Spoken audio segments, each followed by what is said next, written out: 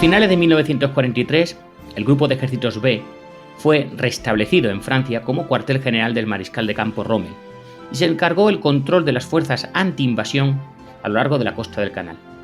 Tras una inspección de la costa en diciembre de ese año, Rommel determinó que los 3 lugares más probables para la invasión eran el Escalda, el Somme y la parte occidental de la bahía del Sena.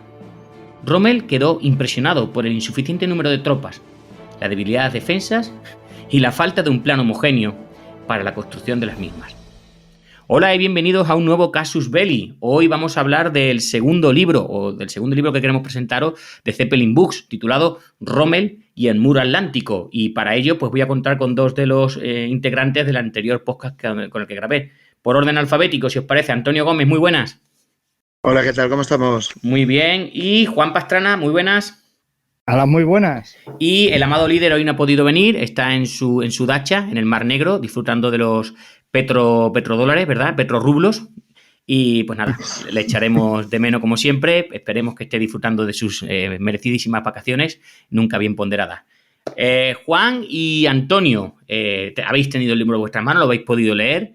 Es una traducción de una serie de informes, ¿verdad?, que se hicieron muy famosos al final de la Segunda Guerra Mundial. Siempre tenemos ese chiste porque se entrevistó a los perdedores de la guerra para que nos explicaran cómo ganar la siguiente guerra, ¿verdad? Obviamente, o sea, esta la perdimos, pero vamos, así aprendimos para la próxima y tal, yo qué sé. No, a mí me hace mucha gracia porque en este libro el autor critica o pone en su boca palabras de Rommel, donde él criticaba pues que el ejército americano y aliado pues no lo hizo tan bien con ese desembarco en Normandía y que quizá tenía que haber hecho un segundo desembarco, que me recuerda también que Ramstein también criticaba lo mismo. Es decir, oh, qué barbaridad, así no se gana la guerra, qué manera de hacer, así pierde toda la gracia, digamos. Ay, señor. Claro, bueno, hay que seguir la ortodoxia militar, si no, no tiene gracia. Aunque perdamos, pues podemos deciros que lo habéis hecho todo mal. Bueno, la mayoría de las memorias de las que se tira este libro es voy a explicarlo, es un informe que después de la Segunda Guerra Mundial, pues evidentemente tenemos una serie de campamentos a lo largo de todo el territorio controlado por los aliados, donde hay una serie de oficiales que están aburridos, no tienen mucho que hacer en su vida, y entonces pues el ejército norteamericano se dedica a buscarlos, a perseguirlos, a decirle, oye, ¿te importaría escribirme un poquillo los relatos, lo que tú sabes de la Segunda Guerra Mundial, de qué pasó, qué hiciste en la Segunda Guerra Mundial, como que decía aquella película, ¿verdad?, tan graciosa. Papá que hizo en la guerra. Exactamente, creo que es la mejor película sobre cómo fue el conflicto en Italia, la península itálica. Y entonces, en este caso, pues se va a tirar de 2 personajes importantes relacionados con el muro atlántico y Rommel. Un lado es Friedrich Rutsch, que era un vicealmirante adscrito al Estado Mayor de Rommel. Bueno, él al principio no fue, como se lee en el libro, al principio no fue adscrito a este Estado Mayor para el muro atlántico. Él, digamos que estaba en lo que se conocía como era almirante alemán en la supermarina en Italia, y un colega se acordó que estaba por allí y dice, oye, vente con nosotros que estamos haciendo cosas interesantes.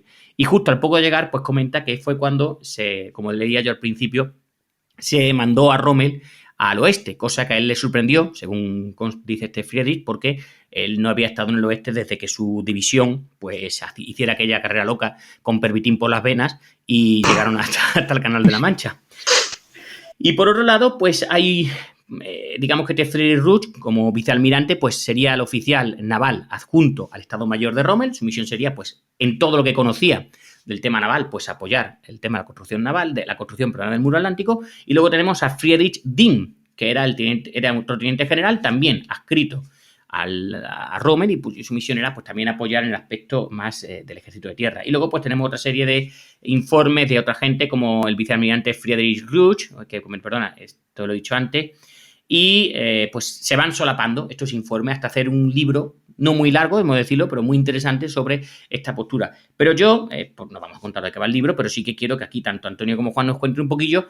Pues primero, ya que lo habéis leído, ¿veis que justifica la postura de Rommel como que lo mejor era su visión frente a la de Ramstein? Es decir, a posteriori podemos decir que la visión de Rommel era la correcta con respecto a, como se comenta en el libro, todas las defensas a primera línea, ¿o qué? ¿O cómo lo veis vosotros?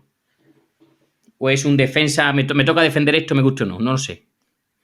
A ver, el tema es que 80 años después sabemos que la teórica, porque en realidad no se implementó, postura de von Rundstedt no funcionó. Entonces, hacer y decir que si Rommel le hubieran hecho caso y todo a primera línea hubiera funcionado, es muy difícil de saber. A ver, yo siempre he defendido que la superioridad aliada en Normandía era tan abrumadora que hicieran, o sea, salvo que metieran la pata de una manera tremenda, era una victoria cantada, con más o con menos lucha.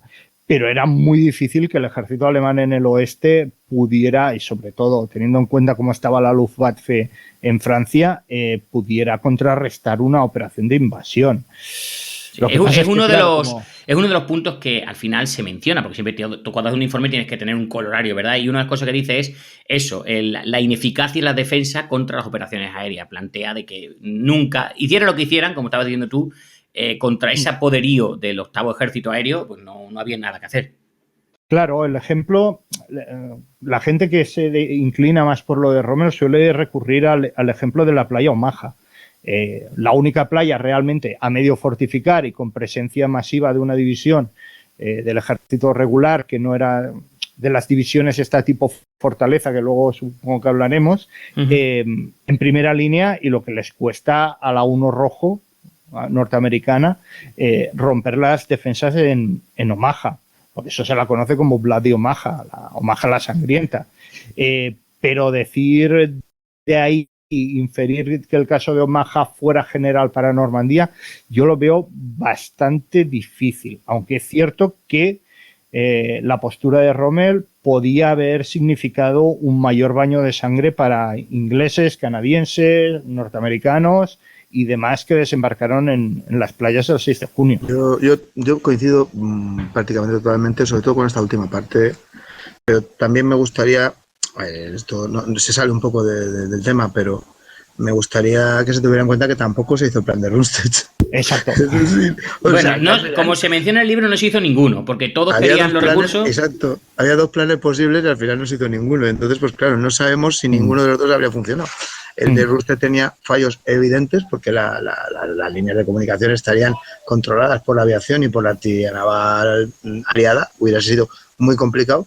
Y la defensiva de Rommel también habría sido casi imposible porque por lo mismo. O sea, es decir, ahí las opciones que habrían tenido habría sido fortificarse o hacer trampas antiaéreas para que los aviones hubieran caído tal, o haber incrementado la presencia de submarinos y haber aumentado el minado con estas nuevas minas que estaban bajo el agua a mucha profundidad. Se menciona a lo largo del libro, es un modelo de mina que yo no conocía, que menciona que no son magnéticas.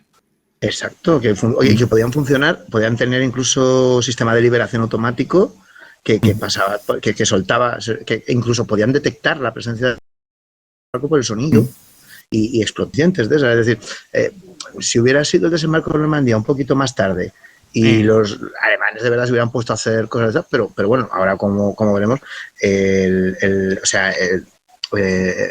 muro del Atlántico es el paraíso de MacGyver. O sea, vamos a ver, ¿qué tenemos? Pues mira, tenemos un chicle y un tetrabric fantástico. Te voy a hacer una fortaleza aquí que te vas a cagar. O sea, es casi todo el rato. A ver, aquí no podemos poner soldados. ¿Qué podemos poner? Pues podemos poner prisioneros de guerra rusos. ¿Qué te parece? Pues no, a prueba de fallos. O sea, además, me hace gracia que digan el muro de Rommel. Este no es el muro de Rommel, como se lee. Rommel que llega casi como al final del partido. Es decir, Rommel se hace cargo el 30 de octubre, creo, ¿no? Del 43 o por ahí. Que dices, Es que lo de Rommel tiene guasa, porque después de la caída de Túnez, a él le asignan el mando supremo del grupo de ejércitos H, estoy hablando de memoria, que es el de los Balcanes. Pero cuando se dirige a tomar posesión, resulta que Italia se rinde, con lo cual lo reasignan como comandante en jefe de las fuerzas alemanas en el norte de Italia. Exactamente, en el grupo de ejércitos B, en septiembre del 43, lo menciona. Yo tengo aquí el libro por delante. Con lo cual, lo que decía, este almirante en verdad iba a pelear en Italia. Es decir, él conocía a la supermarina, había estado adscrito a la supermarina, a la marina italiana, y él de repente se encuentra que cuando llega a Rommel y dice, oye, que no hagas de sacar la maleta, que nos vamos para primero revisar el muro atlántico. Que lo primero que me llama la atención es que el muro atlántico, Juan, perdón, ya te dejo, no es lo que conocemos. El muro atlántico empieza en la parte más septentrional de Dinamarca y nos llega hasta la frontera con España. Sí, es una animalada. Una animalada. Bueno, y como decía, cuando estaba allí en Italia, que a nadie se le debió ocurrir que poner a Rommel dependiendo directamente al lado de Kesselring, que ya se las habían tenido cuando uno estaba en el Africa Corps y otro estaba en Italia, ya se las habían tenido, pues tenerlos un despacho al lado del otro, a una manera así de decirlo, se las iban a tener. Con lo cual los reasignan como inspector general del Muro Atlántico y reactivan, después de que él haga su informe, reactivan el grupo de ejércitos B como una nueva fuerza dependiente de von Rundstedt, que es el máximo gerifalte de las fuerzas alemanas en el oeste, pero solo del ejército de tierra. Es que es un auténtico caos. O sea, el que piense que los alemanes lo tienen todo definido en el 44 se equivoca mucho, porque, bueno, ya lo dijimos en el otro libro, el de la caída de Berlín. Es todo un solapamiento de esferas porque yo soy el jefe del ejército en el oeste, pero no tengo autoridad sobre la Marina ni sobre la Luftwaffe, pero tampoco tengo sobre las fuerzas de las SS que dependen de... Bueno. Ni de la organización TOD. Ojo, que tampoco, que son los que construyen lo que yo quiero. Pero usted, que se suponía que era el comandante jefe del oeste, decía que en realidad lo único que tenía claro era que él mandaba sobre los guardias del alto mando que estaban en la verja de su cuartel. Decía que... Y no apretes, ¿eh? O sea, aún llega una orden de Berlín. Aún todavía la vamos a liar. O sea, pero bueno, que sí, que realmente es curioso, porque en este afán que tenían de a ver si podían repartir el poder al máximo, pues al final acababan diciendo, bueno, creo yo que esto va a tener un final muy feo, ¿no? Dice, pero no hay nadie que coordine esfuerzos de Marina. No, mira, Rommel lo único que puede hacer, o von Rundstedt, es pedir por favor a la Marina y a la Fuerza Aérea que colaboren con la defensa. Pero la situación llega a ser tan surrealista como que la artillería naval que está en una fortaleza defendida por el ejército de tierra depende no del comandante de la plaza, sino del comandante adjunto de la Kriegsmarine. Sí, hasta que las tropas enemigas toquen tierra. En ese momento sí que dependerán del oficial al mando del ejército de tierra, del ejército. Si a alguien le parece lógico que un cañón naval de tiro de larga distancia empiece a estar al mando del oficial de tierra cuando toque en tierra, es decir, cuando ya no me sirve para nada, que ese cañón, cuya misión es evidentemente evitar que las barcazas de desembarco se acerquen a la costa, pues supongo que es el momento que puede decirle a los artilleros, venga, pues coge un fusil y a defender el muro. Podrían ser más o menos la idea. Bueno, dice aquí que nuestro amigo Rommel lo primero que hace es que se va a Dinamarca en diciembre del 43, fijaros la fecha, que es importante, y empieza a hacer informes. Y antes de empezar a grabar, hablábamos Juan y yo de que me hace gracia que menciona que había allí unas cosas, unos hierros que parece ser que a nadie le gustaban, los habían dejado llevando a la playa, que luego serán famosos erizos, ¿verdad? Sí. Si la gente ha visto Salvar al soldado Ryan, la imagen es muy clara. Es esas 3 vigas de acero soldadas. Que luego se han demostrado que es lo más eficaz para detener un carro de combate. Pero sin embargo, aquí los alemanes lo tenían como, esto no sirve para nada, lo dejamos aquí en la playa que algo molestará. Pero que Rommel, al verlo, dice, hostia, tío, esto es lo que yo necesito. Lo necesito, pero por centenares de miles, para ponerlos por todas las playas. Ya he dicho, desde lo alto de la península, el Scar, hasta la frontera con España. Miento. La parte de, quiero recordar, que decía de Alemania no dependía suya. O sea, hasta esa compartimentación correspondía, ¿vale? Que no, la gente no se asuste. La parte de Alemania no dependía de él, pero creo que en algún momento se plantean extenderlo también no a Dinamarca, sino a Noruega. Me parece lógico. Sí. Porque si le hacemos caso a Churchill, el mejor sitio para desembarcar es Noruega. Evidentemente. ¿Eso hubiera cortado la guerra? Mucho. Más 10 años. Vale. Bueno, digamos que Rommel se va a dedicar todo el tiempo, lo que estamos diciendo, va a visitar y vamos a contar durante el libro, se va a ir contando todos estos problemas que él va a ir teniendo a lo largo de esto. El primero, tener claro cuáles son sus limitaciones de mando, porque claro, como bien ha dicho, no sé si ha hecho Juan Antonio, él dependía de Rundstedt, pero hasta que por fin consigue que le den un mando independiente, pero creo que eso fue en mayo o así, cuando le dan por fin un mando independiente, pero algunas tropas dependen suyas, como decía Antonio, otras no, otras dependen de OKW y dependen de Hitler, y a Hitler no se puede despertar porque se ha tomado un somnífero, ¿verdad? Luego cuando llegue. Pero me hace gracia que tanto Rommel como Rundstedt, ya lo he dicho antes al principio, siempre comentan que ellos esperaban un segundo desembarco, que no podían pensar que los aliados fueran tan estúpidos de desembarcar en Normandía y no intentar otro desembarco. Cosa que no sé si es que esta gente confiaban en que los aliados tenían allí el cuerno de la abundancia y podían sacar tropas y vehículos de todo cualquier sitio, ¿no? No, claro, pero es que tenían que desembarcar en el Pas de Calais. Es que claro, estaba allí. A ver, los alemanes llevaban 4 años fortificando el Pas de Calais. Tienen que desembarcar ahí. Es el trozo más corto. ¿Cómo se les ocurre desembarcar es el camino en más la zona corto, más alejada? Y además porque tienes que atravesar toda Francia para poder utilizar Normandía, lo que ellos dicen, la zona occidental dicen, no puede ser, dice, esto es la parte más alejada, es lo contrario a la doctrina militar. Tú tienes que atacar por el punto más cercano al enemigo. Dentro que cabe tiene su cierta lógica. O sea, está claro que Eisenhower hubiera suspendido en el Estado Mayor prusiano, en la Academia de Estado Mayor prusiano, hubiera suspendido primero, ¿eh?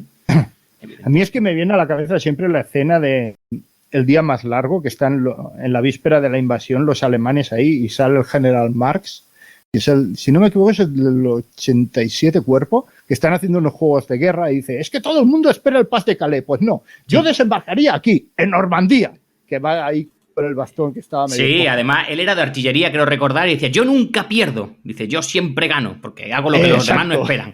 Me parece un papel. Luego este hombre murió en un ataque aéreo a poquísimo de empezar el ataque, la invasión de Normandía. Una pena, porque yo creo que este hombre podía haber dado mucho juego, ¿verdad?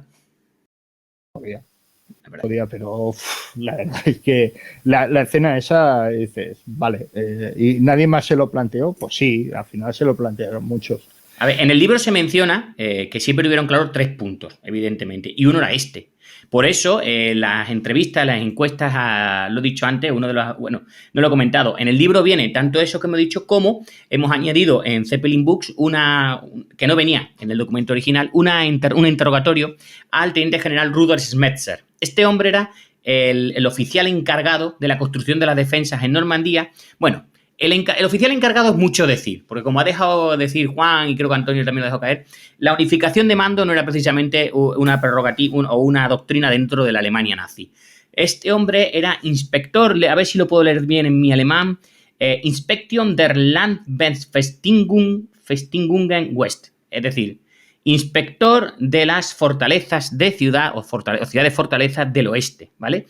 Y él tenía que encargarse de las fortificaciones terrestres del oeste, pero sin poder contar con la organización Todt, ni a veces con el ejército de tierra, ni con la Luftwaffe. En fin, él hizo lo que pudo, ¿vale? Y una de las cosas que él decía en esta entrevista, tenía claro que una de las cosas que podían desembarcar, y que era lógico que iban a desembarcar, donde desembarcaron, dice tanto que nosotros cogimos Cherburgo y lo fortificamos dentro de lo que pudimos.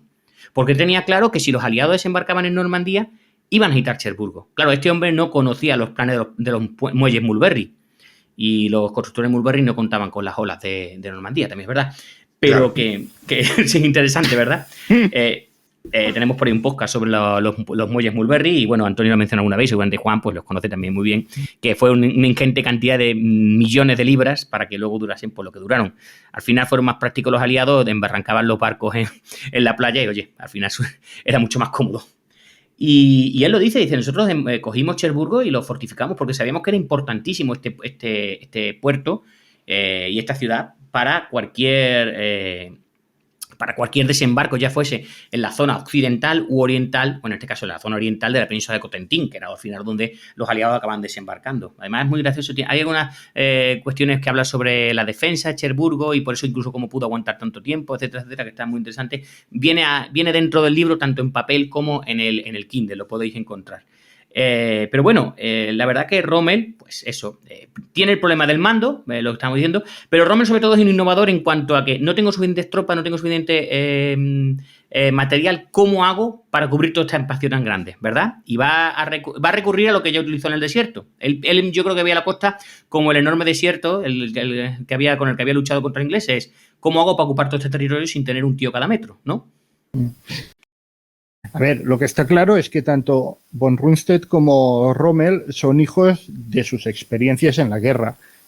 Rommel había estado en el norte de África, había probado de primera mano lo que era no tener superioridad aérea. Von Rundstedt, lo único que había visto en tierra era la campaña de Francia y luego la invasión de Rusia en Barbarroja. Claro, él no había sufrido los efectos aéreos porque, entre otras cosas, por mucho que se bombardease la zona de Francia, Alemania y le pasaran los B-17 y los Lancaster por encima, no habían machacado a tropas en movimiento. Rommel sabía lo que podía esperar en el momento en que los tanques y los camiones empezaran a moverse por las carreteras y los pillaran los Tomahawk por delante, que no se iba a poder mover ni Cristo. Por eso las dos concepciones tan diferentes. Rommel es consciente que no se va a mover ni Cristo a las 2 horas de haber empezado la invasión, por eso todo a primera línea y le metemos hormigón encima de la cabeza a todo lo que pueda disparar y como mínimo aguantarán un poco las explosiones. Y von Rundstedt dice, no, a ver, habrá que detectar el punto principal de esfuerzo norteamericano o aliado, juntar una gran reserva blindada y atacar. Aquí von Rundstedt obvia lo que pasó en Anzio. En Anzio ya se intentó hacer esto con superioridad material y numérica alemana contra la cabeza de playa norteamericana y fueron rechazados por el fuego de artillería naval y la aviación. Pero él siguió insistiendo en sus 13, de que había que reunir todas las fuerzas blindadas que estaban dispersas hasta París y lanzarlas contra la cabeza de la playa. Claro, una cosa que dice Rommel... Perdón, sí, Antonio, tú, perdona. No, que hay otra cosa que Rommel sabe y Rundstedt no ha vivido. ¿Qué pasa cuando tu ejército prepara una ofensiva y se queda sin combustible? Eso en el 44 a los alemanes es muy fácil que les pase, visto lo visto que están tantas aicos para todo, que se están quedando sin reserva, que se están quedando sin carburante cada 2x3 y encima pues le dice, a mí esto me ha pasado en el norte de África, o sea, yo también me he quedado sin combustible, me he tenido que ir. Y aquí no hay italianos que robarle el combustible ni los camiones, que es el problema. Claro, aquí hay una serie de cosas que Rundstedt no se las ve venir, porque no entran dentro de sus planes porque no entran dentro de su experiencia. Pero sí que es verdad que algo de cabeza pueden haber metido. De todas formas, por ejemplo, cuando sí que contaron con que no había apoyo aéreo, por ejemplo, los días nublados que hubo a principios de agosto, y que ya están demasiado lejos de la costa como para poder tener artillería, cuando intentan dar el contraataque de Mortain, la infantería de a pie norteamericana los para en seco. O sea, que tenemos podcast de eso, ya. La infantería norteamericana son 4 gatos de un par de regimientos y un equipo de ingenieros y detienen a 2 divisiones Panzer, una de las SS y otras 3 de infantería que iban a ir para allá, que al final no llegan a ir. Pero que bueno, que la cosa es, dices, joder, pues sí, ahí tampoco tenían tanto apoyo artillero, tanta superioridad de fuego masiva, y sin embargo los alemanes a la ofensiva no consiguen abrirse paso por el medio de las posiciones norteamericanas, que tampoco estaban muy bien preparadas. O sea, es decir, ahí en ese momento yo creo que eran conscientes de las debilidades, pero no de hasta qué punto, creo yo. Hay mucho, ya lo advertimos, por ejemplo, lo típico que menciona, no, tal regimiento no nos hizo caso, no puso sus tropas en primera línea y luego tardaron 3 días en llegar a la línea del frente. Hay mucha crítica por parte de estos oficiales. No, yo comentaba antes lo de las posiciones fuertes porque una de las cosas que llega a Rommel se encuentra que según las estimaciones se habían colocado 1,5 millones, un poquito más de minas. Y él en pocos meses coloca 4 millones, pero nada de minas, pero que dice que al final su objetivo era haber colocado entre 50 y 100 millones de minas. Pero, o sea, ¿Cómo?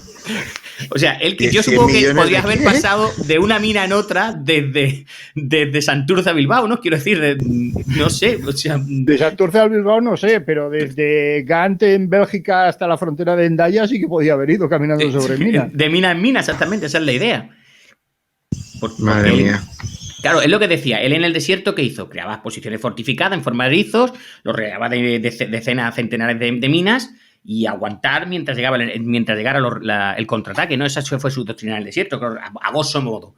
digamos, sobre todo en aquellas posiciones donde no íbamos a tener. Y él lo plantea, incluso llega a criticar esas construcciones tan mastodónticas que había en algunas posiciones y las llega a abandonar. Es decir, no, déjala, esas no me interesan, las quiero en posiciones más pequeñas, más estándar. En fin, hay una serie de críticas al modelo de construcción, que creo recordar que ya lo hablábamos cuando la defensa de Berlín decía, no, se construían algunas defensas y algunas instalaciones que luego había que derribarlas porque no servían para nada o porque resulta que entorpecían el paso a las propias tropas alemanas. Lo que decíamos sobre unificación de criterios y demás, es interesante.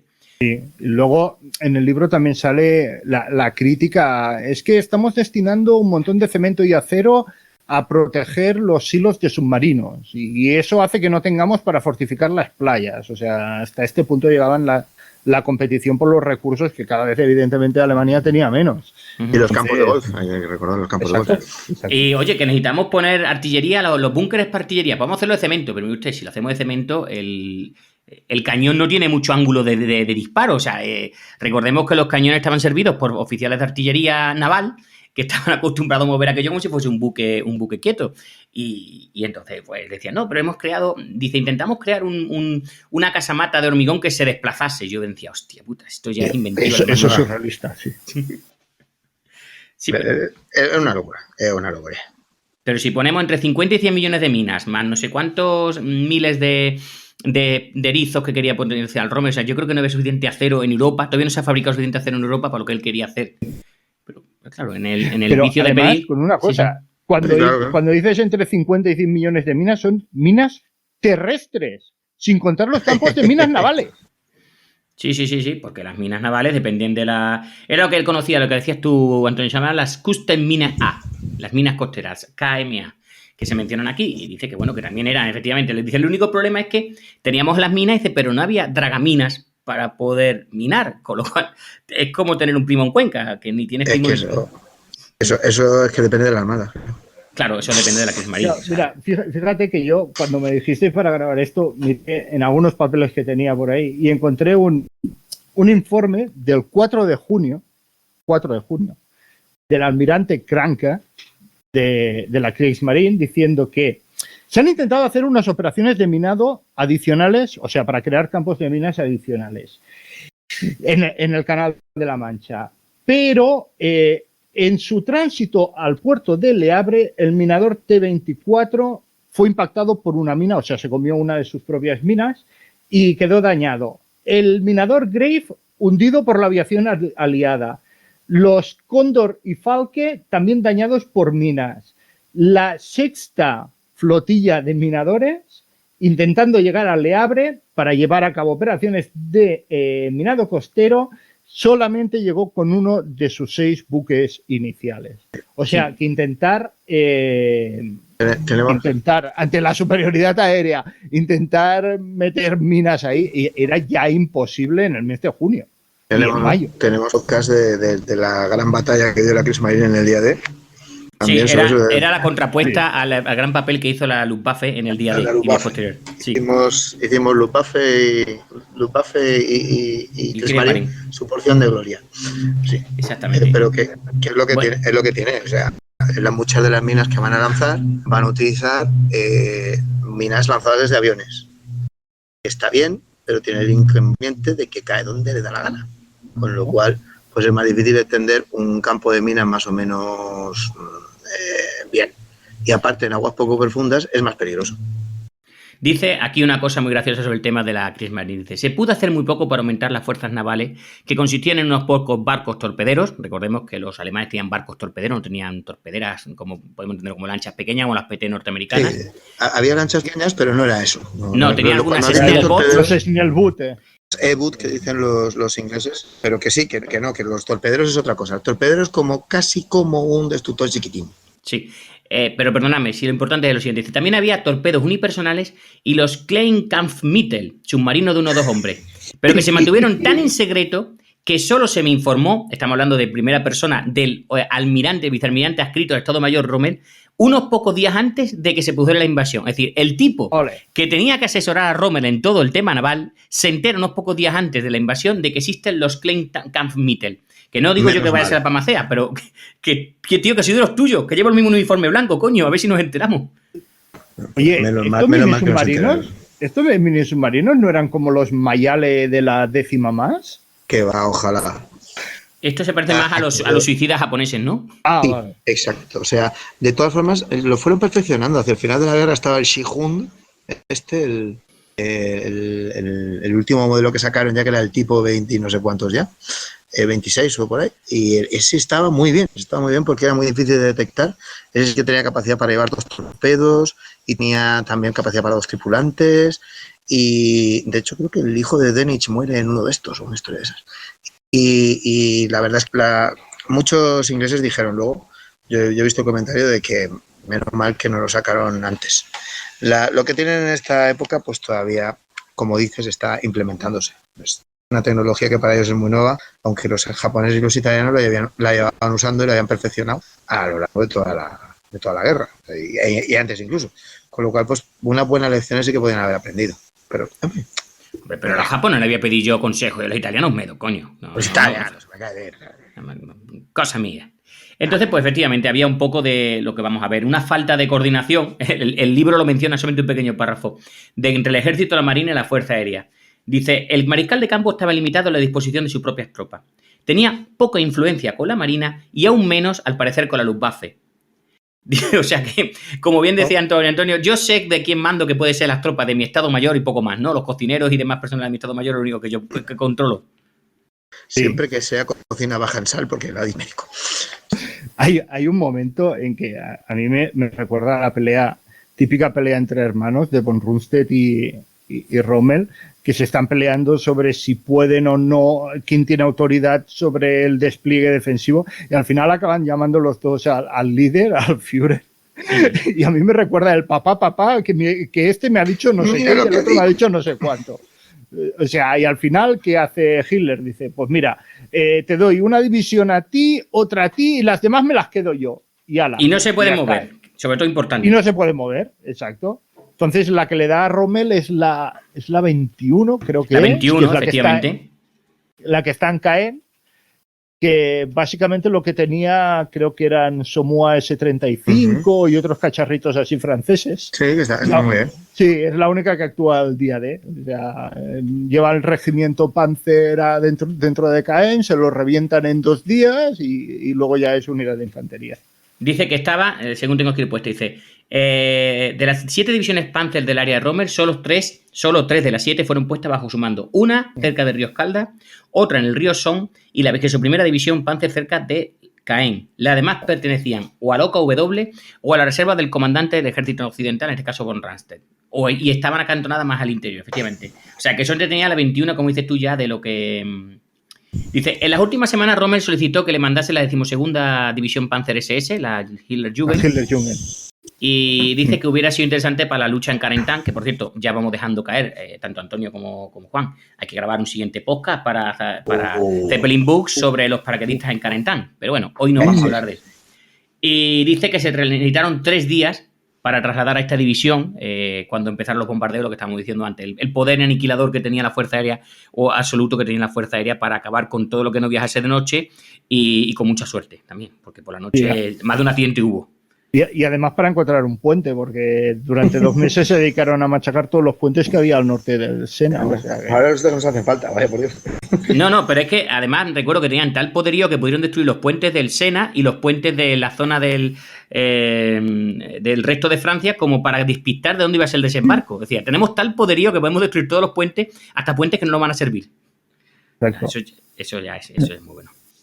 Efectivamente. Luego hay un apartado muy interesante que creo que todos hemos visto en las películas, que es cómo impedir que lleguen los paracaidistas. Porque esto es quizás la mayor crítica que se hace a Rommel, es entender la guerra como 2 dimensiones en vez de como 3, ¿verdad? Porque veremos que la 82 y la 101 pues son esa tercera dimensión que parece que los generales alemanes pues no controlaban con ellos o no habían aprendido en Creta o en Creta tampoco les llamó mucho la atención. Y es que ponerlo todo en la primera línea del frente, y si te saltan detrás, ¿qué haces? ¿No? Entonces Rommel se le ocurre la idea de, bueno, vamos a inundar esto, vamos a poner aquí unos palitroques para arriba, con unas cuerdas, con unas minas, en fin. Digamos que inventiva tenía. O sea, la gente cuando tiene ganas de dar por culo es increíble, ¿verdad? Sí.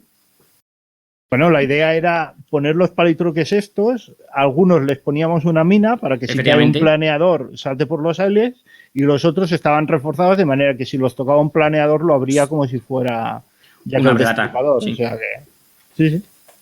Sí, no, lo menciona. Dice, a ver, hay sitios donde mencionaba. Ahora, Rommel, como era tan buena gente, decía que él no permitía que se inundaran con agua de mar. Tenían que ser con agua dulce. Como diciendo, estas tierras no vamos a tener en cuenta que esto dentro de poco, a lo mejor dentro de unos años, que voy a tener yo mi virreinato y no vamos a estropear estas tierras, ¿verdad? Más o menos esa sería la idea. Y entonces, pues él decía que había tenido a buen gusto de no inundar las tierras con agua salina, sino con agua dulce, ¿vale? Que sí, creo que, es cierto que la crítica está un cierto punto tiene. Es decir, si tú envías todo a la primera línea, pero hay que entender primera línea no la playa misma, sino la playa a una profundidad de entre 5 y 6 kilómetros.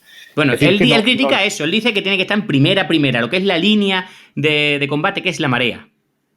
Exacto, pero hombre, no vas a meter el depósito de municiones en la playa, entonces hay una cierta profundidad.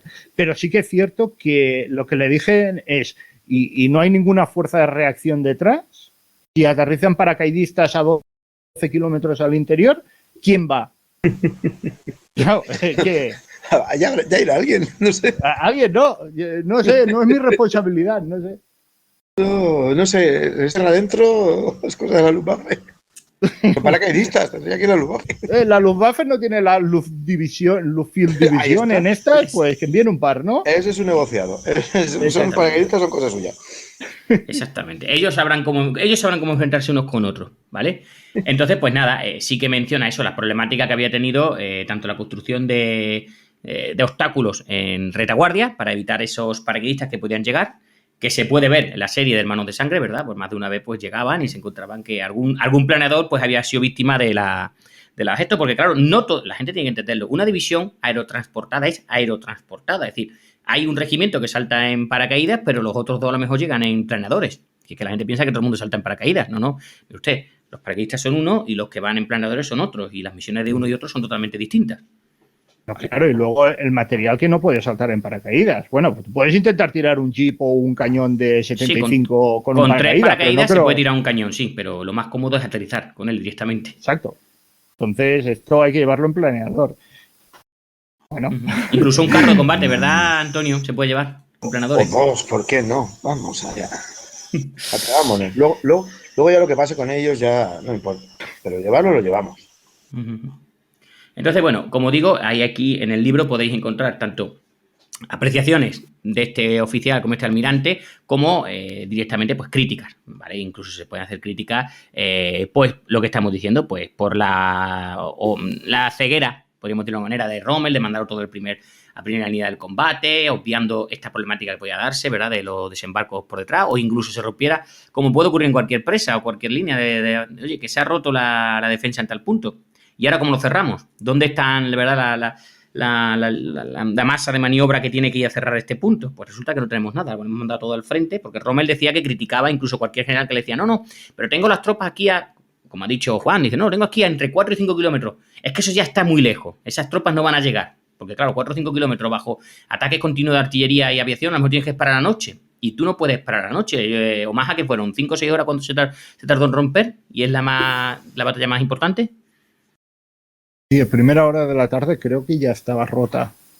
Aunque daban bolsas de resistencia alemana, pero ya habían salido la mayoría. Pero sí, pongamos entre 6 y 8 horas. Sí, claro, que él decía, dice, esas tropas que están a 5 kilómetros, yo las necesito aquí, ahora. Entonces Rommel, pues, era su visión estratégica y táctica sobre cómo tenía que ser la defensa. Se le critica muchas veces, más desgracia que este general critica a Rommel diciendo que él no es un oficial que haya entrenado a tropas de infantería y que entonces no sabe cómo prepararlos para el combate, dices tú. Vale, está bien.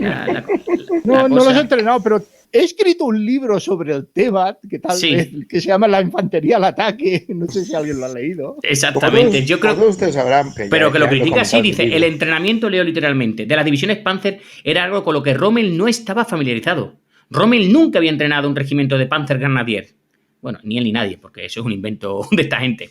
Y solo había tenido unas pocas semanas de experiencia, si es que tenía alguna, con la 7ª División Panzer antes de la campaña de Francia. O sea, que lo que había hecho en África no cuenta para nada. No sé. No. Esto No es lo mismo. Uno es el desierto y otro es el Bocas. No tiene nada que ver. Una unidad tanques no se mueve así. Bueno. Sí, que de verdad. Bueno, evidentemente, una de las cosas que también se menciona en el libro, aunque no lo menciona, me hace gracia, es la muerte de Rommel. La muerte de Rommel es como un ente, ¿verdad? ¿Lo habéis leído? Dice, y estuve con él y murió a los 3 días. Y ya. O sea, estamos hablando de que este libro se escribe en el 46, 47. No sé exactamente cuándo se enteraron los alemanes de lo que había pasado con Rommel. Pues es una buena En el pregunta, 47, 28 de marzo del 47. Pues él lo deja caer. Dice, no, yo estuve con él en la compañía y dice, a los 3 días falleció. Fin, no dice nada más. Se ve que fue un secreto de Estado. Pero también hay otra cosa que me llama la atención, es la famosa frase aquella de Rommel cuando se entera que han roto la defensa, ¿verdad? ¿Y qué dice aquello, no? ¿Y ahora qué hacemos? Pues negociar la paz, cabrones. Exactamente, la idea es... Lo llega a decir, es una de las cosas que menciona en el libro de las memorias de Rommel. Dice, o sea, que es algo que era público y notorio, conocido de que Rommel... Claro, ya he perdido, ¿no? Venga, ya te he hecho jaque, pues tiro a la reina, venga, hacer el rey, venga, ya está. Pedimos paz. Y aquí... Buena partida, jugamos otra. Esperamos a la tercera. Sí, a mejor de 3. ¿Os parece mejor? Sí, pero ya vais 2-0, ¿eh? Entonces, el libro, como digo, es un compendio de las memorias de este oficial, las críticas del oficial de tierra, y bueno, la gente se puede encontrar, pues lo que hemos dicho, información que en su momento pues era novedosa. Yo supongo que muchas de las cosas que luego posteriormente se leen en otros libros se puede encontrar aquí, y seguramente más de uno, si miramos la bibliografía, te diría que está sacada de las memorias de Dean, de este general Dean o este general Ruch, Friedrich Ruch, sobre la actuación de Rommel, ¿verdad? Digamos que esto sería una fuente primaria de lo que pasó. Porque claro, yo lo decía en el anterior podcast, si a mí me dijeran ahora, año 47, yo que hacía hace 3 años, digo, oye, Saúl, en 2022, ¿tú qué hacías en 2019? Digo, espérate que mire las fotos, y Antonio me decía, bueno, ¿te puedes acordar un poquillo de algo? Sí, pero es muy difícil recordar tantas cosas, ¿no? No sé, o a lo mejor yo me lo creo. Estaba yo afilando un esclavo de Rommel aquella tarde, cuando de repente entró el mariscal en el despacho. Y dijo, 2 puntos comillas. Sí, ¿no? Sí. O sea, esta gente tiene una capacidad de recordar increíble. O sea, hemos perdido, con los siglos hemos perdido la capacidad de recordar cosas. Pero bueno, sí, lo importante que tiene, como siempre decíamos en esta saga de libros de Zeppelin Books, es pues eso, que son fuentes primarias, con sus errores, evidentemente, pues errores en el sentido de que yo puedo confundir fechas, puedo confundir momentos puntuales, incluso en el interrogatorio al teniente general Schmetzer, perdonad, pues incluso en un momento dado el mismo persona que hace la transcripción al inglés, la que luego hemos hecho al español, pues pone cosas en interrogación, como diciendo, ¿de qué está hablando? O sea, menciona cuerpos de ejército que ni el mismo autor dice, pero esto, y lo pone con interrogación, como diciendo, bueno, si él dice que existía o algo, pero yo, claro, pero hay que entender lo que puede ser la memoria de aquellos tiempos. Y con las 4 notas que tengo y hablando con unos cuantos amigos, pues esto es lo que puedo recordar. Y pues vamos a poder leer mucho sobre eso, sobre lo que se encontró Rommel, cómo intentó enfrentarse, cómo lo mismo que decíamos, ¿verdad, Antonio, que nos reíamos antes? Lo mismo que decíamos sobre lo bien pensado que tenían los alemanes, que tenían todo también compartimentado, que es lo mejor, ¿verdad?, para una defensa, juntarnos unos con otros y que esto puede generar problemas. Y van a encontrar muchas cosas de información interesante para poder complementar pues con cualquier libro. Y posteriormente, pues si ya a partir de este libro, pues pueden incluso ver de otra manera películas inclusive que hayan podido ver, como El día más largo, el Salvador sobre Ryan, o incluso la serie de Hermanos de Sangre. Sí, como complemento es fantástico. Además, eso que se vea, pues, por ejemplo, desde la perspectiva quizá del día más largo, ¿no? De cuando están intentando hacer esa especie de mosaico multicolor con todas las piezas de toda la gente que estaba participando, pues es lo que cuentas aquí en este libro, lo que viniste a traducir, es una cosa, es una pieza fundamental para entender todo esto. O sea, esa muralla que tiene tanto que su mayor virtud es el marketing. Eso lo mencionan. Hay un capítulo específico donde el mismo Rommel, ¿verdad? Eso me hace mucha gracia, no sé si quieres comentarlo. Decía, Rommel reconocía, dice, sí, yo me estoy dando autobombos y con ello consigo que el enemigo tarde un poco más, dice, todo lo que queráis, ¿eh? Le decía, él no quería fotografiarse, perdonadme, él no quería. No, cabrón.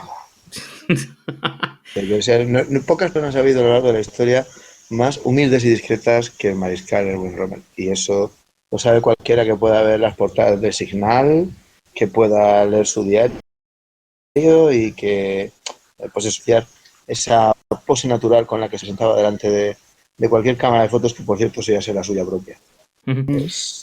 Yo creo que entraría en el panteón de las personas humildes al lado del general Mark Clark y de MacArthur. Yo lo pondría con D'Annunzio, con Gabriel D'Annunzio. Sí, también. Que habéis hecho el programa, Joaquín, y tú hace poco. Sí. Yo lo pongo en ese plan, ¿no? ¿Sabéis la historia que contaba, ¿no? De D'Annunzio, cuando le pregunta a un periodista, ¿cuál cree que son los dos italianos más inmortales de toda la historia? Y dice, y claro, eso para pensar, el hombre dice, pues creo que hay dos que me llaman poderosamente la atención. Dice, primero, evidentemente, Leonardo da Vinci, el gran autor del Renacimiento, ese gran hombre, sí.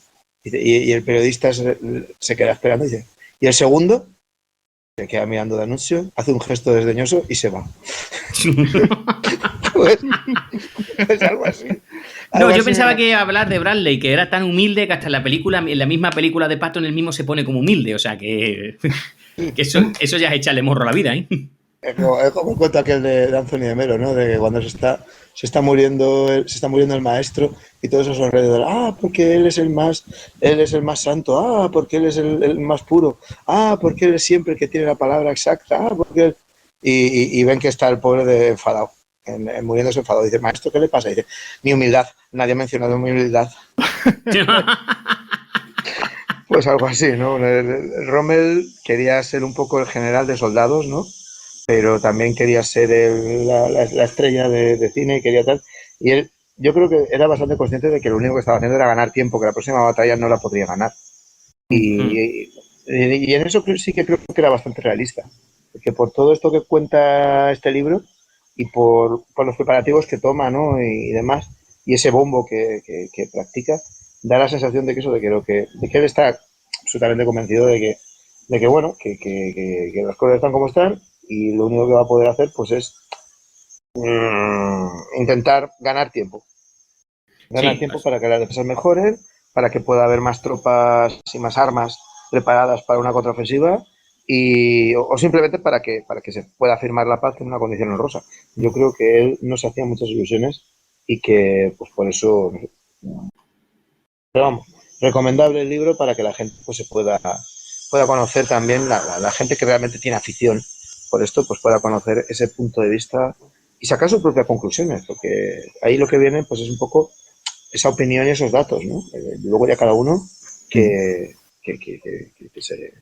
Claro, porque como he dicho antes, el libro es las memorias de dos oficiales que estuvieron con Rommel, pero también las del interrogatorio a este teniente general Schmetzer, donde pues vamos a ver un poquito lo que él decía. ¿Sabes? Yo llevo desde el año 40 y poco preparando las defensas de esto que hemos hecho y a raíz de todo lo que se critica diciendo, oye, es que ustedes han hecho esto y le faltaba, pues este hombre se justifica diciendo, mire usted que yo soy el oficial al mando de una serie de unidades que no tienen tropas y que dependen para construir de que incluso de muchas veces de una subcontrata de una empresa de construcción francesa, hasta ese nivel. Lo llega a decir, sí. Dice, oye, usted, que es que yo para construir no sé qué, no sé cuánto en tal sitio tuve que recurrir a una empresa de construcción francesa. O sea, que hasta ese nivel de cutrería habla en algunos momentos. Y claro, critica mucho la organización Todd, porque decía la organización Todd, no, porque vamos a construir cientos de búnkeres. Y de repente decía, no, pero lo que hay que construir, no sé si lo ha dicho antes, si Antonio o Juan, hay que construir los refugios, ¿verdad? Para submarinos. Esos refugios que a día de hoy todavía están, no sé si lo habréis visitado, y que no hay huevo de destruirlos. Sí, es tremendo. Entonces, claro, ahí en el libro también aparecen los problemas de quién construye. ¿La organización Todd o los soldados? Si los soldados construyen, no entrenan. Se ve en la película, ¿te acuerdas el día más largo? Por eso que llevo no sé cuánto, dice, esas manos, dice, llevo poniendo alambrada no sé cuántas semanas y no han entrenado un simple contraataque, cosa que los americanos siempre criticaron. Dice, me hacen en un momento dado en Omaha un contraataque, no sé cómo, pero bueno, si hacen un contraataque, pues lo hubieran echado de la playa. ¿Con qué? Sí. O sea, el coreano, el sordo, el cojo y el ciego con su uno con un fusil yugoslavo, el otro con un fusil francés y el otro con un fusil checo con 3 balas, vamos a contraatacar para echarlos de la playa, ¿no? Sí, no, por eso que el libro es, en ese sentido, es muy interesante para ver los problemas que tenía Rommel y las visiones contrapuestas contra otros planes defensivos y sobre todo poder leer entre líneas qué era lo que se estaba cociendo o las cosas que no se dicen. Claro, bueno, lo decías antes muy claramente. Y 3 días después murió. Ahí hay que saber leer hasta aquí puedo leer, ¿no? Vaya a ser que diga algo, me vengan y me den un capón porque... Exactamente, porque estamos en el 47, todavía estoy en un campo de prisioneros y resulta que el que duerme a mi lado, pues no sé yo lo que va a hacer. Se levanta cada mañana cantando el himno del partido nazi. O sea, a ver. Toca el momento de publicidad. Este, como he dicho antes, es el libro que os hemos traído. Se llama así, El Muro Atlántico, Rommel y el Muro Atlántico. Lo tenéis en Zeppelin Books. Zeppelin Books, pues ya sabéis que es una editorial que hemos montado en la editorial Casus Belli. Y bueno, pues lo podéis encontrar por ahora en Amazon. Lo podéis encontrar tanto en formato Kindle como en formato papel. Encontraréis lo que hemos dicho, las entrevistas a Friedrich Ruch y Friedrich Dean sobre sus visiones y la entrevista a nuestro general Schmetzer, teniente general, sobre su papel en la construcción. Pues vais a encontrar no solamente lo que estamos hablando, las primeras impresiones que tuvo Rommel, cómo Rommel intentó modificar los planes para la defensa, cómo se ejecutaron esos planes en los pocos tiempos que hemos visto, de diciembre a junio, 6 meses, punto de vista, ¿verdad?, que se pueden criticar y sobre todo muy interesante porque al final del todo, pues el amigo Dani, pues se le ocurrió una idea que para mí es maravillosa, que es, oye, y si vamos a hablar de estos libros, ¿por qué no enlazamos a los diferentes podcasts que hemos hablado sobre este tema? Y tenemos unos QR donde pues podéis mirarlos con vuestro móvil y tenéis acceso a diferentes podcasts donde hemos trabajado o donde hemos hablado en ese momento del Muro Atlántico. Por ejemplo, si pincháis, pues vais a tener, pues mira, el último que a día de hoy, a mediados de agosto, pues ha grabado Antonio y hemos publicado, que es Mortain, ¿verdad? Último asalto nazi en Normandía. Pero también tenemos el Casus Belli 98 que hicimos de cine bélico europeo, de Normandía al Rin. Digamos, para paracaidistas alemanes. Si pincháis en el de Muro Atlántico de Rommel, pues por ejemplo vais a encontrar pues Rommel y el Muro Atlántico, que es un fans que hicimos hace tiempo y que, pues, no sé con quién grabamos este fans. No sé si fue este... Ah, no, fue este mío. Vale, perdona, es que a mí me estoy hablando, lo estoy recordando. Ya no podemos recordar, ¿verdad, Antonio, todo lo que hemos grabado? Madre mía. Sí. No, pero ese es muy recomendable. Dentro de que no voy a decir que ninguno sea malo, porque me gustan todos. Sí. Ese es muy recomendable. Y nada, no sé si queréis comentar alguna cosilla más o... Pues nada, que esperamos también eso, que las próximas publicaciones pues están ahí aguardando, ¿no? Así que, pues nada, que les vayan gustando y que nos vayan comentando. Exacto, en la cajita de comentarios. Ahí está. Y nada, como digo, primer libro que hemos sacado, Zeppelin Books número 1, de la sesión o de la sección que hemos conocido como Segunda Guerra Mundial o colección Segunda Guerra Mundial, pues tenéis la defensa alemana de Berlín y ahora pues tenéis el Muro Atlántico, que en este caso sería el Zeppelin Books 04. ¿Qué os parece, Antonio? Juan, próximo vamos a hablar de los paracaidistas alemanes en Normandía. ¿Os parece bien, no? Un tema interesante. Yo creo que este puede ser más interesante porque sí es verdad que el Muro Atlántico de Rommel es quizás más teórico, más de información, pero paracaidistas alemanes ya es las memorias del oficial al mando de Sir Falmir Jagger que estuvieron allí peleando en Carentan. Yo creo que pues, le puede gustar más a la gente si le gustan las descripciones de combate. ¿Sexto regimiento paracaidista?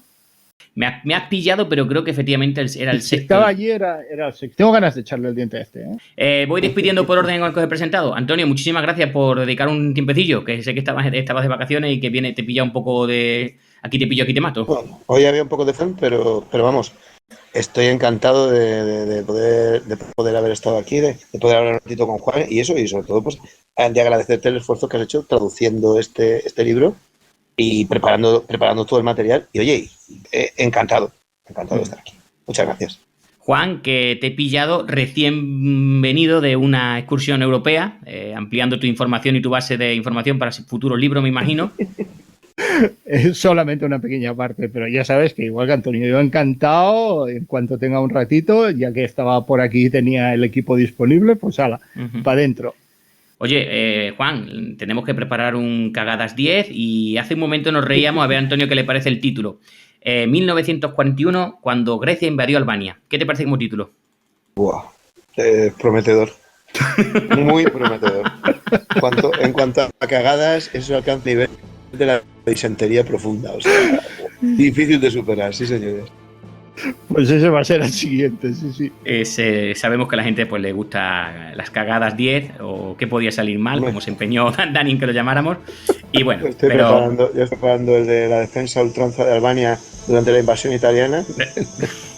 Ese también es más interesante, aunque Antonio no lo diga, que el grupo de resistencia luxemburgués. Yo sé que me digas que... Pero eso fue muy heavy metal. Pues tiene que ser mejor que el de grupos resistentes austríacos, seguramente. Pero bueno, vamos a dejarlo. Ay, perdón, que me ha dado la tos. Ay, qué mal. Bueno, pero nada. Gracias. Fuera broma, muchísimas gracias por estar aquí, muchísimas gracias a los que han escuchado este programa de Casus Belli, donde hemos traído otro libro de la factoría Zeppelin Books. Soy Esau Rodríguez, muchísimas gracias por escucharnos y hasta otra.